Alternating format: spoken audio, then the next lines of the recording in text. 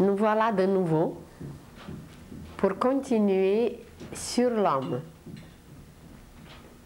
Nous le savons déjà que notre thème général, c'est « Connais-toi toi-même ». Et l'homme, vraiment, jusqu'à aujourd'hui, ne se connaît pas tel qu'il est en réalité. Il représente par lui-même un univers complet.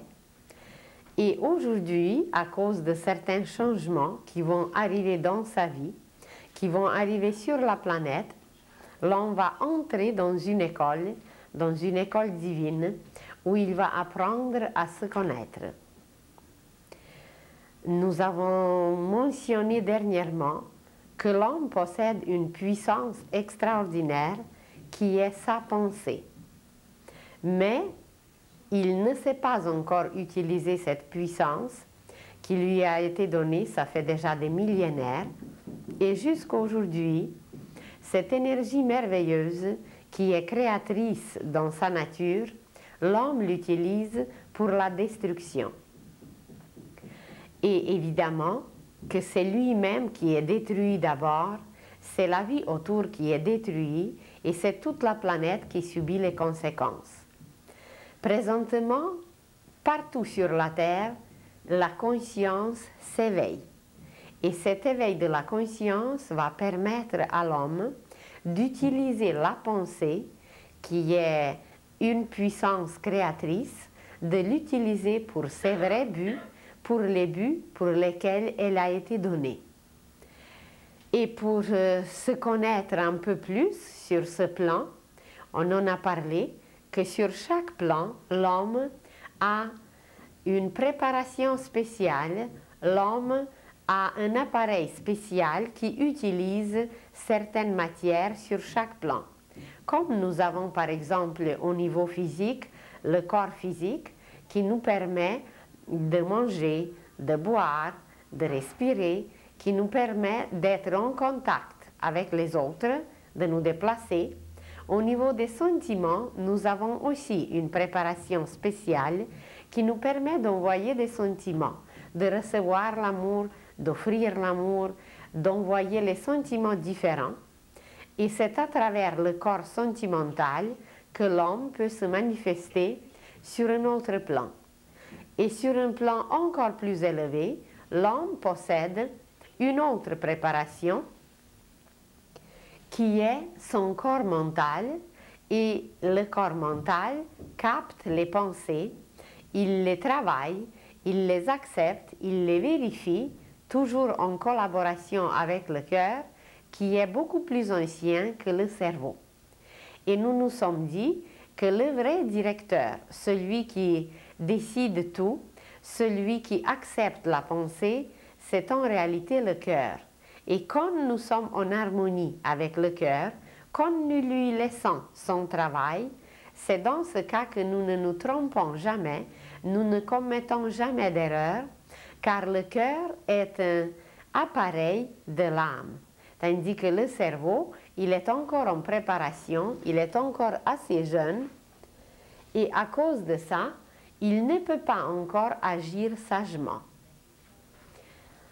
Maintenant, il y a tout un éveil chez certains êtres, chez certaines créatures, qui essayent de rejoindre le monde intérieur, qui essayent d'éveiller leur conscience volontairement. Et c'est merveilleux, car une partie de l'humanité, grâce à cet éveil, et grâce à ce travail pour rejoindre l'âme, cette partie de l'humanité va entrer dans une nouvelle époque où elle va préparer des conditions complètement nouvelles, des conditions d'une vie dont on n'a aucune idée. Nous en avons déjà parlé, que la Terre finit présentement plusieurs cycles et qu'à travers la fin de ces cycles, l'homme prépare d'abord en lui-même des conditions nouvelles, il se prépare donc lui-même et il prépare autour de lui quelque chose qui n'a jamais existé sur la Terre, ça va être une vie complètement nouvelle. Et comme l'homme intuitivement ressent que la vraie source de la lumière, de la joie, de l'amour lui viennent de son âme. C'est justement pour ça qu'il essaye de se tourner vers son intérieur et d'y chercher des merveilles. Car il n'y a rien à l'extérieur, tout est déposé déjà en nous depuis l'éternité et c'est à nous maintenant de tourner notre conscience vers l'intérieur et de trouver les trésors cachés qui sont en nous et qu'on va extérioriser et qui nous permettront justement de vivre cette nouvelle époque qui s'en vient. Cette recherche de l'intérieur par l'homme, elle se passe par des façons différentes. En réalité, il y a deux façons par lesquelles l'homme avance et il apprend à se connaître. La première, qui est la plus répandue, la première qui est très ancienne et que l'homme préfère, c'est la souffrance. C'est à travers les souffrances que l'âme nous mène jusqu'au bout, jusqu'au pied du mur.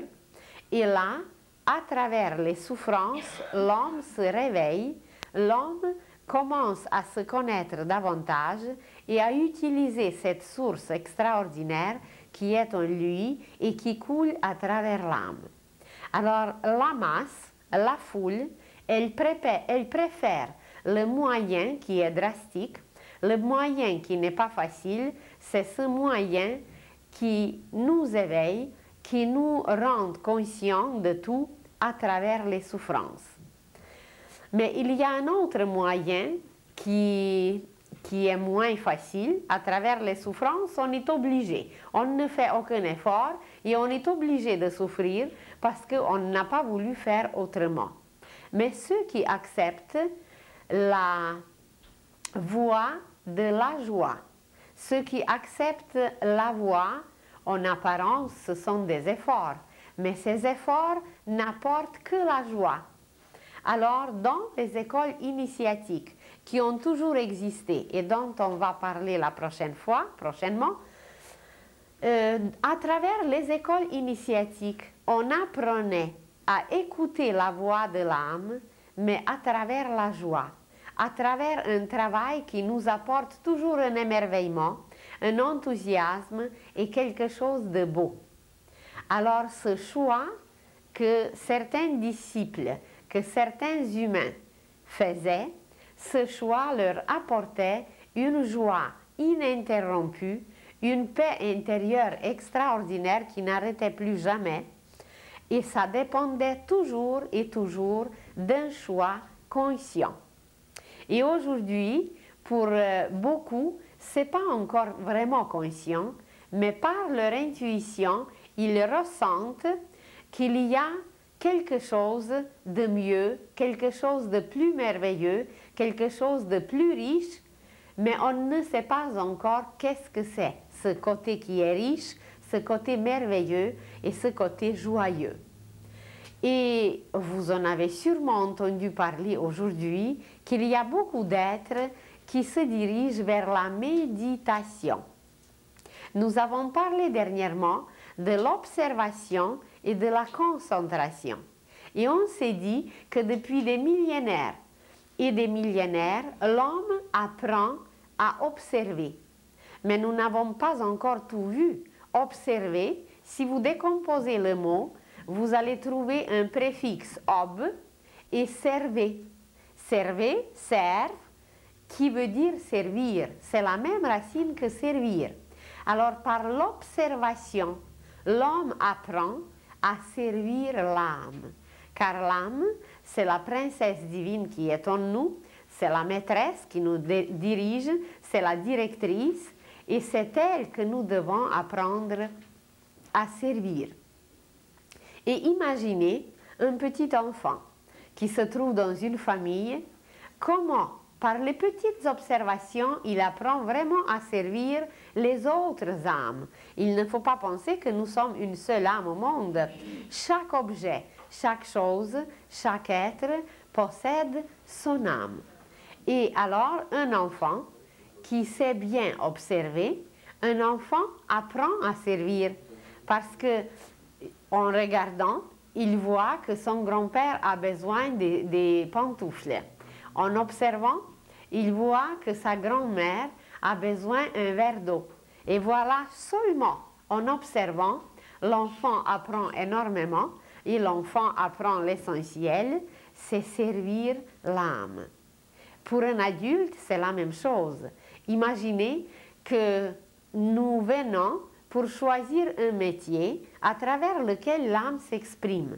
Mais pour apprendre un métier, l'homme doit apprendre d'abord à observer, car exercer déjà un métier, c'est se concentrer.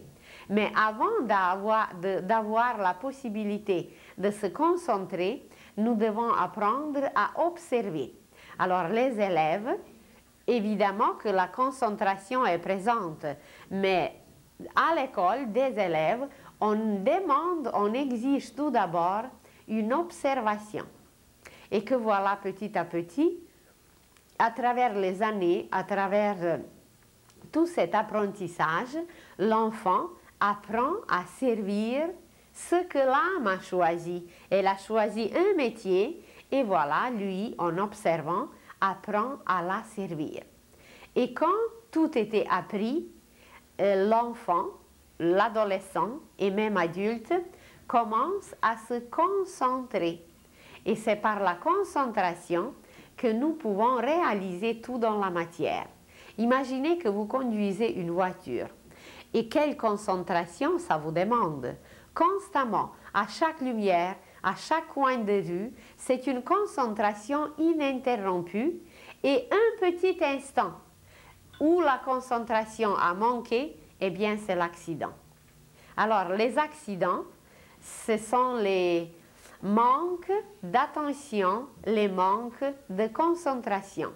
Et non seulement sur les routes, mais imaginez les usines. Les usines innombrables qui sont aujourd'hui très bien équipées, qui sont pleines d'appareils merveilleux, mais à quel point ces appareils, à quel point tout ce qui existe dans les usines demande une concentration.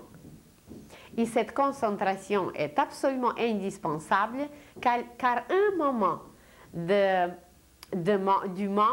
manque d'attention, eh bien c'est encore l'accident qui peut coûter la vie, qui peut coûter un bras ou qui peut coûter très cher. Alors par la concentration, nous nous dirigeons vers l'accomplissement de tous les plans, de tous les projets que l'âme a projetés. Seulement nous ne pensons pas dans ces termes, nous ne pensons même jamais que quelqu'un nous dirige, qu'on a une directrice intérieure qui est en relation constante avec le directeur qui est notre esprit.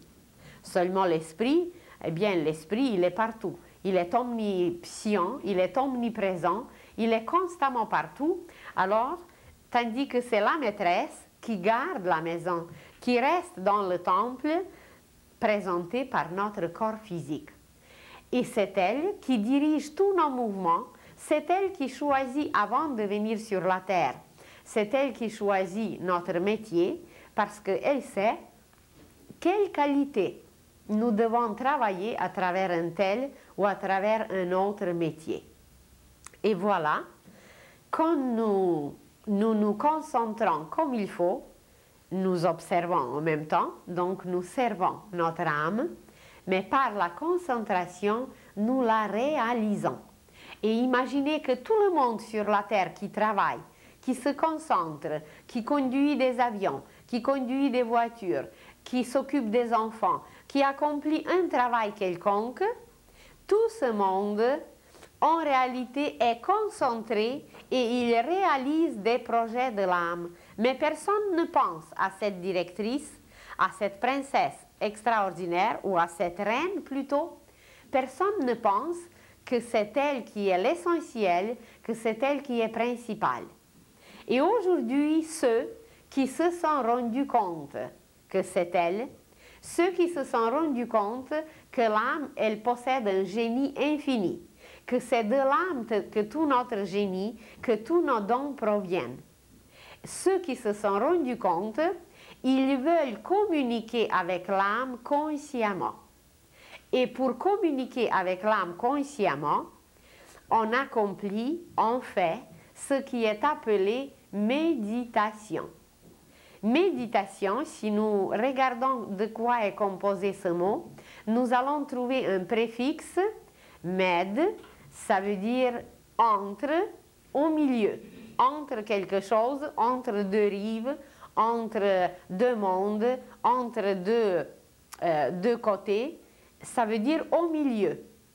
Et alors la première partie c'est ce préfixe, et ita, iti, nous allons parler bientôt de l'initiation. Initiation. Alors il y a iti, ita, mais dita, ita, ça veut dire aller. Alors le mot nous décrit qu'est-ce que nous faisons en méditation. Il nous décrit que nous allons, que nous devenons un intermédiaire, nous sommes au milieu entre l'âme et entre le monde physique qu'elle doit contacter et où elle doit se réaliser.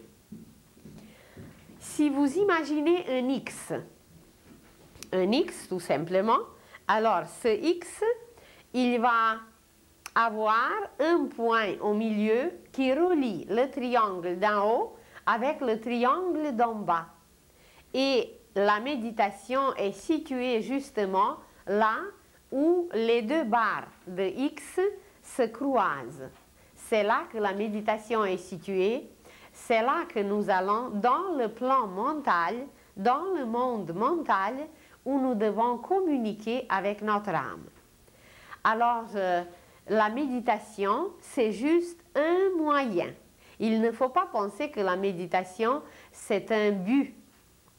Elle peut servir seulement de moyen et le but, c'est de se lier à l'âme, c'est de communiquer avec l'âme. Et pour le mot méditation, c'est pour l'instant, nous utilisons le mot communiquer. Car pour communiquer, nous devons utiliser l'intellect.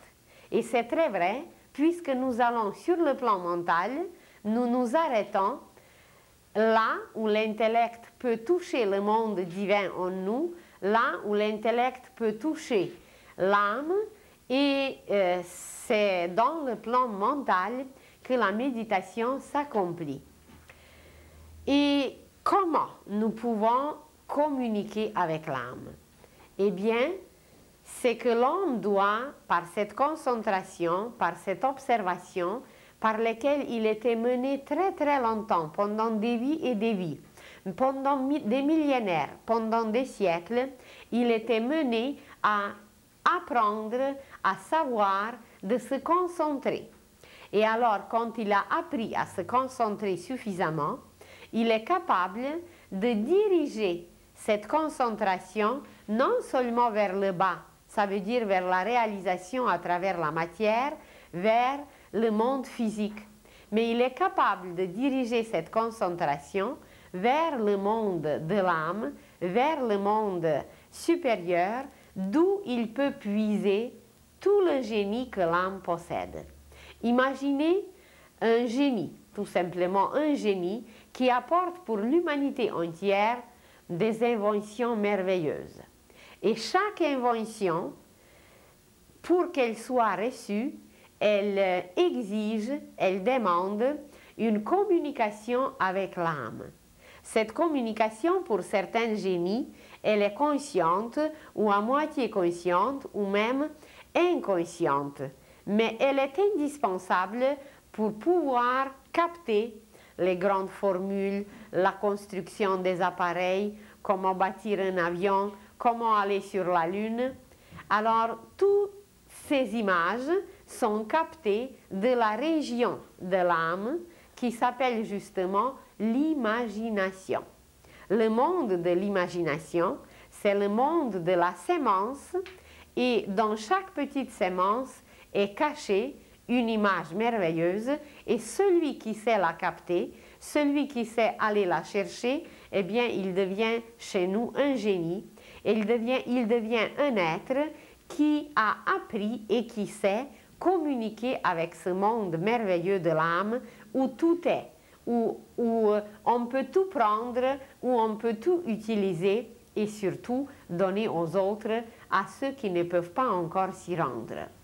Alors, la méditation, la vraie, c'est le moyen pour aller au milieu, ça veut dire pour aller communiquer entre le monde divin et le monde matériel. Et cet effort, ce travail, nous pouvons le faire aujourd'hui par la pensée. Nous pouvons aller spécialement se donner un but et aller communiquer avec l'âme, qu'elle nous révèle des choses, car nous vivons aujourd'hui l'époque des révélations. Et c'est à cause de cette époque, c'est à cause que notre conscience est prête pour des révélations, c'est que ça devient indispensable de communiquer avec l'âme et de recevoir ces révélations. La révélation, dans un autre terme, s'appelle l'Apocalypse. Et l'Apocalypse d'aujourd'hui que nous vivons, ce n'est rien d'autre que des révélations que l'âme possède pour nous, que l'âme a préparées pour nous, mais nous ne pouvons pas les recevoir parce que nous ne savons pas les capter et nous ne les comprenons pas. Alors pour le faire, pour recevoir ces révélations, pour recevoir ces merveilles que l'âme nous a préparées, nous pouvons utiliser un moyen qui est comparable à un moyen de transport, si vous voulez, ou à un moyen de communication. Et ce moyen de communication s'appelle méditation. Ça veut dire aller au milieu, aller à un endroit, dans un état plutôt, qui nous permet de tout capter, de tout comprendre, de tout saisir, tout ce que l'âme nous a préparé comme révélation. Et maintenant, comment le faire? Alors, il y a tout un apprentissage, il y a tout un travail à suivre pour ceux qui veulent vraiment comprendre le langage de l'âme. Le langage de l'âme, il est très spécial car il est symbolique. Et c'est à travers les symboles que nous pouvons apprendre à la comprendre. C'est un travail qui est comparable à une mastication mentale. Vous imaginez que nous prenons dans la bouche une nourriture. Et pour que cette nourriture soit absorbée par notre corps, nous devons la préparer déjà dans la bouche, nous devons la broyer, cette nourriture, pour qu'elle soit bien adaptée, pour qu'elle soit accessible à notre corps. Alors, imaginez que déjà dans la bouche, nous préparons la nourriture pour la rendre bonne, correcte pour notre corps. Et nous recevons de cette façon les pensées, qui sont une nourriture sur un autre plan. Nous recevons aussi les sentiments, qui sont la nourriture sur un autre plan. Donc, l'homme se nourrit non seulement de la nourriture physique, telle que nous la voyons dans notre assiette, mais l'homme se nourrit de nourritures différentes et il n'est pas au courant, il n'est pas conscient que nous absorbons les nourritures les plus différentes. Imaginez, par exemple, quelqu'un qui vit seulement dans la beauté. Dans la beauté, et pas nécessairement extérieure, mais quelqu'un qui vit dans la beauté de la pensée. Quelqu'un qui se nourrit constamment des pensées belles, des pensées merveilleuses, des pensées lumineuses. Alors, cet être, il sera capable de devenir un nourricier lui-même. Il pourra nourrir les autres à travers la puissance, la richesse, le côté nutritif de ses pensées. Et c'est ça justement les génies. Les génies deviennent les nourriciers de l'humanité. Les êtres, les grands êtres comme des grands penseurs, des grands philosophes, des grands maîtres, des grands initiés, ils offrent, par leurs pensées merveilleuses, ils offrent à toute l'humanité, ils offrent une nourriture magnifique. Mais nous ne nous rendons pas compte parce que nous ne travaillons vraiment pas encore au niveau mental. Alors imaginez que depuis Socrate, aucune nouvelle pensée n'est apparue sur Terre. Ça veut dire qu'au niveau de la pensée, nous n'avons pas reçu vraiment ou plutôt nous avons reçu, mais nous n'avons pas su utiliser la nourriture mentale qui se renouvelle constamment, qui vient nouvelle avec chaque époque, mais l'homme ne sait pas l'utiliser. Et c'est pour ça que les génies sont si rares, que les êtres qui peuvent donner, offrir à toute l'humanité quelque chose de merveilleux, ils sont très rares parce que nous ne savons pas nous nourrir au niveau mental. Alors, qu'est-ce que nous faisons par la méditation? Par la méditation, nous nous préparons une nourriture mentale, lumineuse, qui nous permet de comprendre l'âme, de saisir son génie et par la suite de le réaliser. Alors, il y a une certaine concentration qui est demandée. Pour une méditation, avant de la commencer, nous devons nous concentrer. Et sur quoi nous devons nous concentrer? Sur quelque chose que nous aimons. C'est indispensable parce que si nous n'aimons pas l'objet, le symbole, le signe que nous nous sommes choisis pour mastiquer, eh bien notre corps mental n'absorbera pas cette image qu'on n'aime pas et la méditation sera nulle. Parce que le but de la méditation, c'est de nous amener à comprendre l'âme, à la saisir. Et elle, ce n'est que la beauté. Alors c'est par les images belles, par quelque chose de merveilleux qui nous entoure, que l'homme peut fixer, placer devant lui, mastiquer, qu'il arrivera avec le temps de comprendre la beauté de l'âme, de comprendre le langage de l'âme. Imaginez que vous allez choisir les sujets de votre méditation, vous allez choisir quelque chose que vous aimez. Ça s'appelle une méditation concrète, une méditation tout à fait naturelle, tout à fait concrète, que vous pouvez accomplir et que nous d'ailleurs accomplissons n'importe quand, sans se placer dans une position de yoga. Mais dès que nous nous concentrons sur quelque chose, si nous restons dans un état intérieur, dans un état de silence, si nous restons dans cet état intérieur à penser, à mastiquer sur quelque chose, sur un objet, sur un sujet, eh bien nous faisons la méditation. Nous pouvons rester bien debout quelquefois. Nous pouvons prendre une pause plus commode. Nous pouvons nous asseoir sur une chaise. Mais pour que la méditation soit valable, pour que la méditation soit correcte, ça nous demande une concentration intérieure qui exclut tout bruit. Et supposez que vous vous concentrez sur une fleur. Vous voyez sur l'image une fleur. Une fleur, c'est le symbole de l'amour. Et ce qu'il faut savoir, c'est que chaque mot, chaque image, peu importe qu'est-ce qu'elle représente, peu importe de quel mot il s'agit, chaque mot est un symbole. Alors, supposez que vous choisissez comme l'objet de votre mastication, comme la nourriture, pour se lier à l'âme, vous choisissez la fleur. Mais on n'a aucune idée quelle énergie on peut capter à travers le mot même fleur.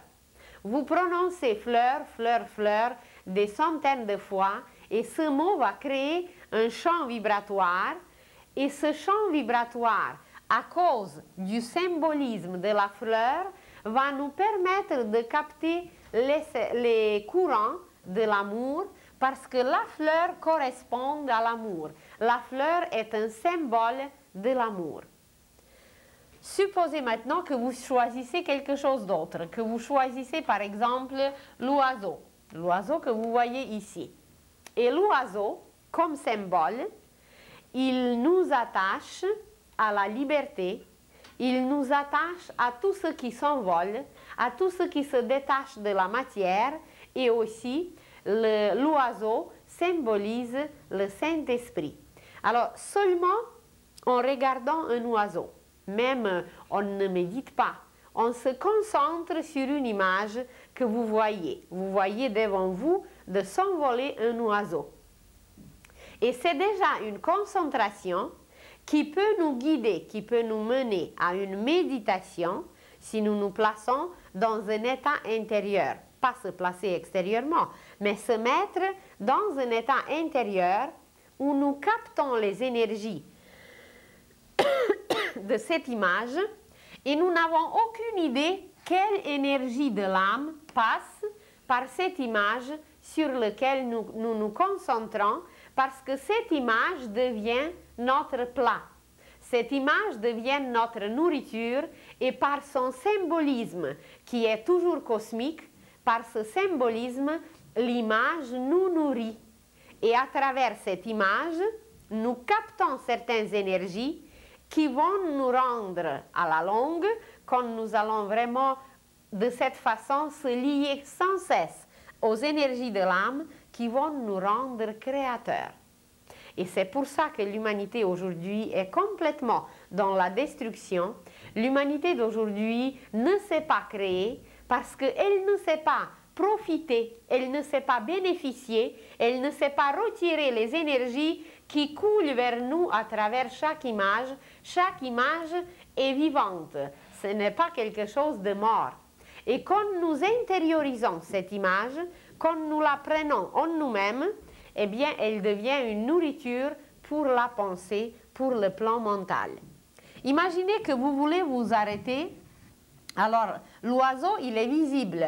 La fleur, elle est visible. Mais que vous voulez vous arrêter sur quelque chose qui n'est pas visible, par exemple l'air, que vous voyez ici, comme certaines vibrations, comme certaines ondes. Alors, tout le monde est au courant que nous respirons. Même si l'air n'est pas visible, mais l'air est présent. La science l'a prouvé, il y a beaucoup de choses invisibles que nous ne voyons pas, mais ça ne veut pas dire qu'elles n'existent pas. Et supposez que vous voulez vous concentrer, je ne dis pas encore méditer parce que c'est vraiment seulement la concentration, sur une image, sur l'air. Vous allez respirer plus profondément, vous allez même sentir à travers vos narines la présence de l'air, l'existence de l'air, et seulement en se concentrant sur le mot, sur l'image de l'air qu'on essaye de respirer, nous retirons consciemment des énergies de cette image. Pour nous donner une idée plus claire encore, qu'est-ce que ça veut dire? Se concentrer sur une image, c'est comme si vous ouvrez un robinet. Imaginez que dans votre cuisine, il y a plusieurs robinets. Il y a un robinet qui laisse couler l'eau, il y a un autre robinet qui laisse couler l'or liquide, la lumière, il y a un autre robinet qui laisse couler du lait ou qui laisse couler du miel ou élixir de vie. Alors les images que nous prenons et qui sont une nourriture pendant ce travail de la méditation, ces images, chaque image, c'est une source. Et quand on se concentre sur une image, eh bien l'image devient un robinet. Mais ce que nous faisons dans la méditation, c'est que nous ouvrons des robinets et la source commence à couler. Et cette source, elle provient toujours de l'âme, seulement elle a des manifestations les plus diverses, les plus différentes. Chaque image fait couler la source de l'âme, mais différemment. Si vous prenez la fleur, ça va être l'amour. Si vous prenez l'air, ça va être la puissance. Si vous prenez l'oiseau, ça va être la liberté, l'envol, l'enthousiasme. Ici, au milieu, vous voyez l'homme. L'homme, symboliquement présenté. Supposez que vous voulez vous concentrer sur l'homme. Vous n'avez aucune idée quelle sorte de robinet vous ouvrez. À travers ce robinet qui représente l'homme, va couler bien la qualité même de l'âme, la douceur, le feu de l'esprit, la puissance du Christ. Tout ce qu'un homme peut concentrer, condenser en lui, et le mot même homme veut dire feu sacré. Alors nous allons nous nourrir du feu sacré seulement en se concentrant sur l'homme. Alors pour que ça soit clair dans notre pensée, c'est quoi méditer? Méditer, c'est ouvrir des robinets de l'âme à travers lesquels l'âme commence à nous envoyer des énergies, mais comme nous ne pouvons pas imaginer ces énergies abstraitement, imaginez que ces énergies coulent à travers une image concrète. Et de prendre une image concrète, de se concentrer sur elle, eh bien c'est justement d'ouvrir le robinet de l'âme. Et vous allez dire, oui, une fleur c'est beau, un oiseau c'est très beau, l'air, surtout si on imagine l'air pur, c'est beau, un homme c'est beau, mais de prendre quelque chose de plus prosaïque, quelque chose qui ne nous dit pas immédiatement qu'il y a une beauté de l'âme qui coule à travers. Alors, un objet qui est très, très ordinaire, supposez une chaise. Vous prenez une chaise comme le sujet de la méditation et vous commencez à méditer sur la chaise. Pas en y restant, mais de méditer, de prendre la chaise comme un sujet de méditation. Ça veut dire que nous ouvrons un robinet. Et quand nous ouvrons un robinet, l'âme commence à nous révéler des choses. Et plus notre méditation est concentrée, plus l'âme nous révèle le symbolisme de ce qu'on a choisi. Bon, supposez la chaise. D'abord, vous allez découvrir, en se concentrant sur la chaise, que c'est un objet merveilleux et qu'à travers cet objet, il y a un service qui s'accomplit parce que la chaise nous sert pour quelque chose. Alors vous commencez à regarder la chaise de tous les côtés, à mastiquer cet objet, à mastiquer tout ce qu'elle peut présenter. Alors, vous pouvez penser, en mastiquant, en pensant, que par exemple, en Orient, ils n'ont pas de chaise. Mais nous, en Occident, on a des chaises. Et vous pouvez commencer à chercher des raisons. Pourquoi en Orient, ils n'utilisent pas les chaises, tandis que nous, en Occident, on utilise des chaises? Et d'où proviennent des chaises? Qui possédait des chaises jadis? Alors, les chaises proviennent du trône. Jadis, il y avait seulement des rois qui possédaient des chaises qui étaient bien décorées, des chaises qui étaient spéciales, mais tout le monde s'assoyait à terre. Tandis que plus tard, quand le roi a commencé à honorer, quand le roi donnait ses honneurs, quand il montrait son respect envers ses serviteurs, ceux qui le servaient bien, il leur permettait aussi de s'asseoir sur une chaise. Alors ça dépendait du roi si quelqu'un avait le droit ou s'il n'avait pas de droit de s'asseoir sur une chaise. Et imaginez que toute cette histoire de la chaise, c'est l'âme qui va nous révéler, elle va laisser couler en nous cette énergie et il y a un film qui va se dérouler devant nos yeux, que l'histoire de tout ce qui existe, parce que l'âme, elle la possède cette histoire, elle va tout révéler devant nos yeux si on sait se concentrer et se lier à l'âme, ça veut dire ouvrir cette source, ouvrir le robinet. Et voilà, à travers le robinet, les merveilles des merveilles commencent à se dérouler devant nos yeux. Et vous découvrez que voilà, il fallait mériter la chaise. Pour que le roi permette de s'asseoir sur une chaise, il fallait être un héros, il fallait être courageux, il fallait être audacieux, il fallait accomplir des services spéciaux. Et par la suite, le roi donnait des terres, le roi offrait beaucoup de cadeaux à la personne, mais la chose la plus précieuse, c'était de mériter une chaise, de mériter s'asseoir sur une chaise qui n'était pas le trône, qui était un peu mieux peut-être que nos chaises d'aujourd'hui, qui se sont simplifiées beaucoup, parce qu'on a beaucoup de chaises. Mais imaginez que le monde invisible nous a permis à tous de s'asseoir sur une chaise. Ça veut dire qu'on a accompli un certain service et qu'on mérite de s'asseoir sur chaise et qu'il y a la moitié du monde qui n'utilisent pas encore les chaises et que leur structure physique, leur système osseux, leurs muscles, tout est encore habitué de rester assis dans une position telle ou telle, mais toujours par terre. Et ils n'utilisent jusqu'à aujourd'hui, nous sommes dans le monde moderne, le XXe siècle, le progrès technique, etc. Et imaginez qu'ils n'utilisent pas des chaises. Vous allez dire, est-ce qu'ils n'ont pas appris à servir? Je ne sais pas, on verra ça une autre fois. Alors, vous méditez sur la chaise, mais ce n'est pas tout. Il fallait mériter de s'asseoir sur une chaise. Et comme les gens qui servaient, les serviteurs du roi étaient de plus en plus nombreux, pour que ça soit plus commode, pour que ça soit mieux, le roi les prenait à sa table. Il faisait des festins. Et quand le roi faisait des festins, alors là, on préparait les chaises pour tout le monde qui devait s'asseoir autour de la table parce que jadis, seul le roi mangeait à table et tout le monde mangeait à terre. Vous avez peut-être vu des films anciens. Maintenant, on ne montre pas ces beaux films, on montre plutôt des horreurs. Mais dans les anciens beaux films, on montrait que même les invités du roi s'assoyaient par terre et mangeaient avec des doigts. Et le seul qui était assis avec une petite table, eh bien, c'était le roi qui mangeait à table.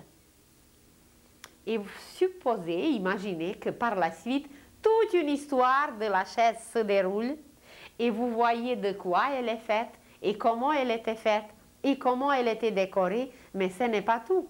Parce que la chaise, pour nous aujourd'hui, c'est un objet extérieur.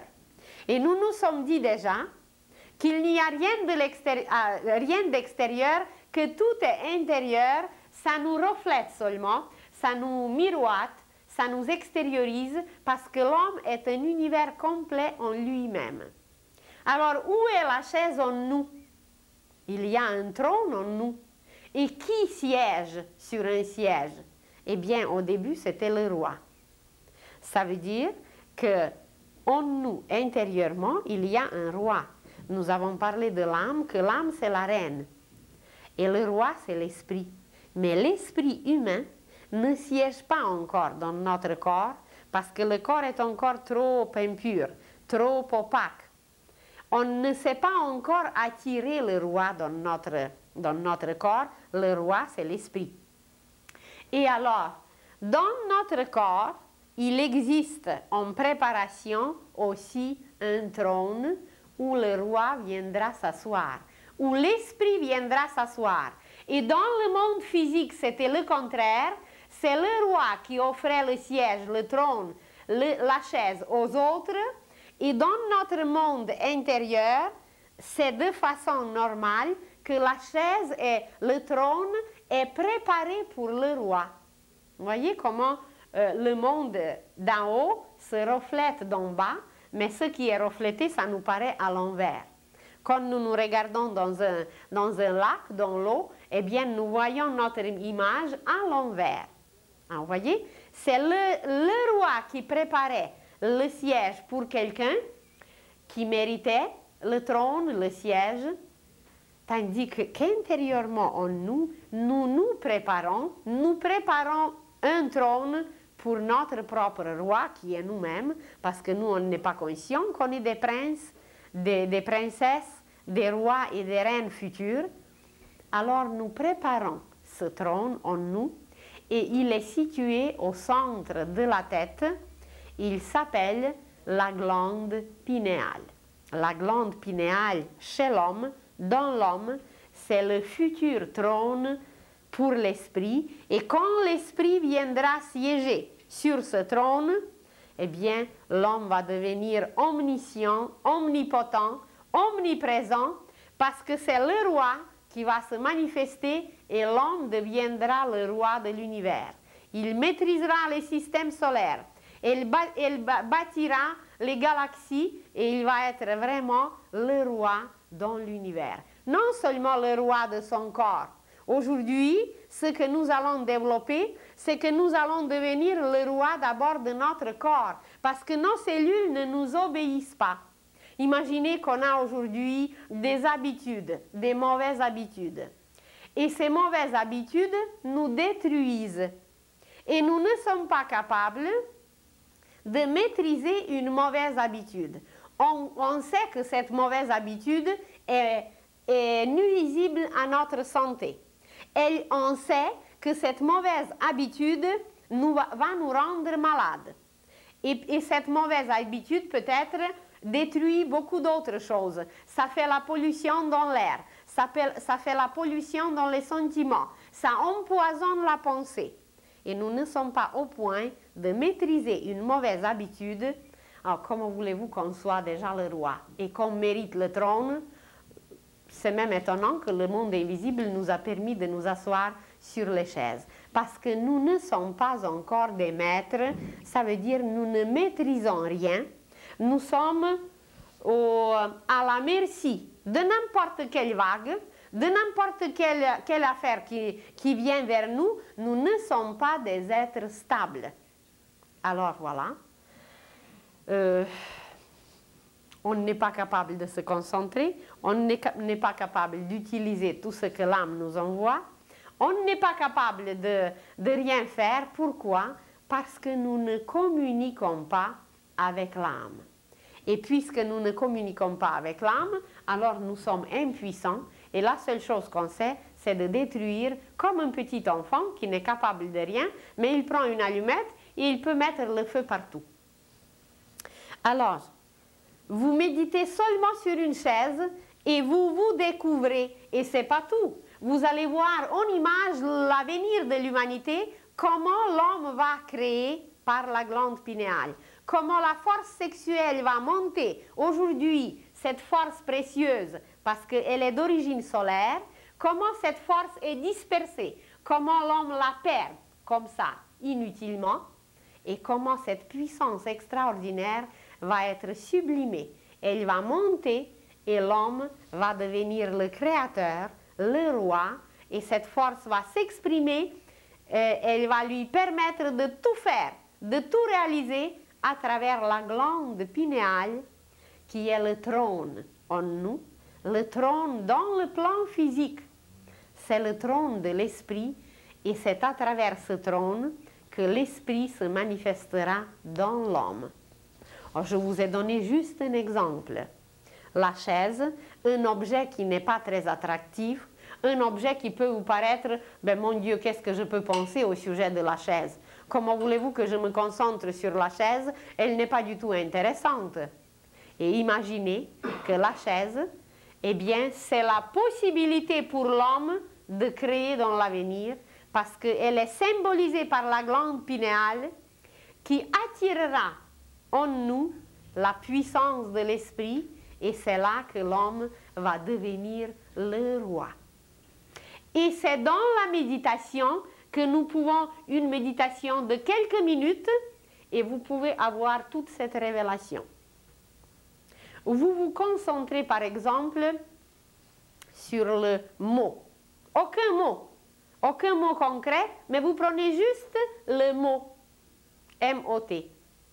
Et puis vous vous dites, mais pourquoi il existe des mots? Comment se fait-il qu'on a des mots? Et on prononce un mot, et il y a des façons à prononcer chaque mot. Et vous prenez le mot, et après vous pouvez prendre un autre mot, je ne sais pas, Marie, ou Joseph, ou l'air, n'importe quel mot. Et l'âme va vous révéler dans la méditation, si vous vous concentrez bien, que chaque mot a un champ vibratoire. Et vous allez le voir, et à travers ce champ vibratoire, derrière le mot, vous allez voir une image. Et cette image va vous révéler le sens du mot, mais ça va être un sens cosmique, le sens complet de chaque mot. Si vous voulez vous concentrer sur les prénoms, alors vous vous concentrez sur les prénoms, et l'âme, vous ouvrez le robinet, et l'âme va vous révéler des merveilles et des merveilles sur des prénoms. Pourquoi des prénoms? Pourquoi les noms? Qu'est-ce qui est caché derrière chaque prénom? Quelle est la composition des lettres? Vous prenez n'importe quel prénom et vous commencez à l'analyser. Vous prenez par exemple Daniel. Et par le prénom, vous allez découvrir que tout le monde est caché, que la partie Dan, ça veut dire jour.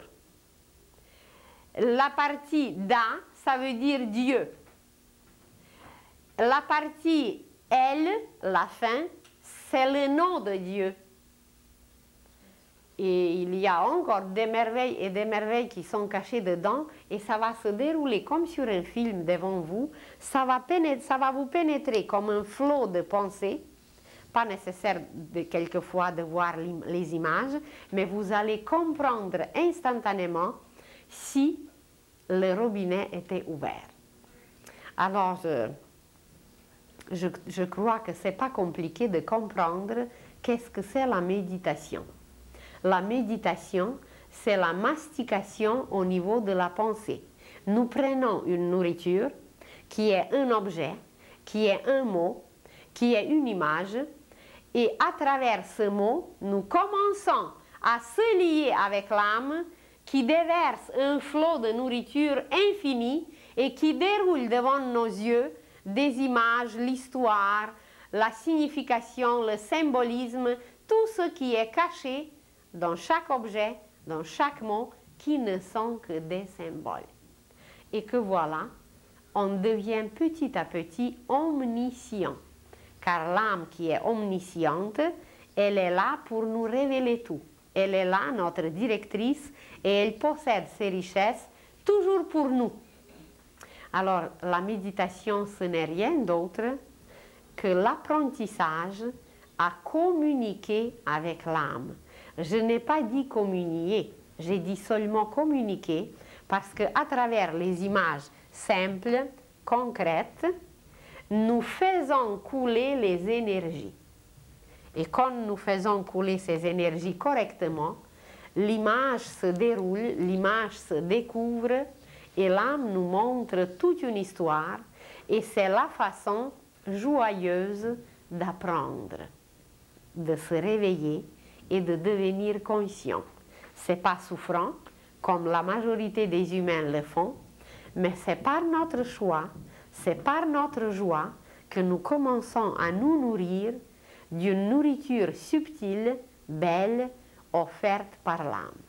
Tandis que les autres se nourrissent de la misère, des souffrances, et ils préfèrent cette nourriture, ils mangent tout avec les poils, avec tout ce qui est le plus désagréable, bien, ils préfèrent. Alors, on va les laisser pour l'instant, mais ceux qui sont prêts, alors ils peuvent déjà utiliser ce travail de l'âme. Je vous remercie pour aujourd'hui, je vous souhaite une bonne semaine et à la prochaine.